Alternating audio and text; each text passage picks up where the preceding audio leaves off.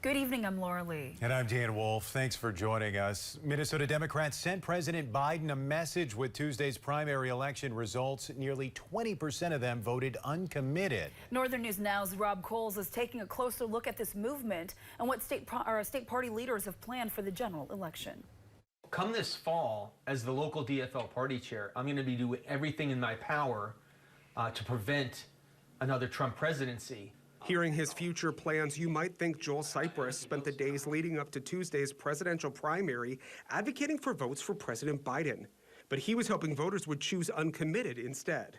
Cypress was one of many local DFL leaders who took part in a rally for the cause over the weekend in Duluth. The purpose of the Uncommitted Minnesota campaign was to send a clear message to the Biden administration that we need change in U.S. policy toward Israel and Gaza, and I think a strong message was sent.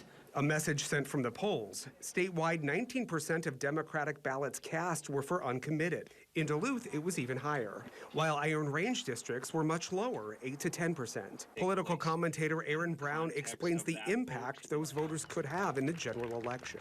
Those mostly liberal, mostly younger voters that voted uncommitted will be necessary for Biden to win the election, and they both know that. All sides understand that. He says right now, one of the biggest unknowns is where those on-the-fence voters will fall in November.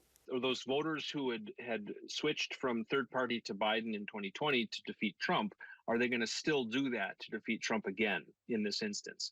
And you know, we'll see. In Duluth, Rob Coles, Northern News Now. Rob, thank you. Now, the uncommitted vote effort is part of a larger movement happening in many states. Last week, 13% of Michigan Democrats voted uncommitted.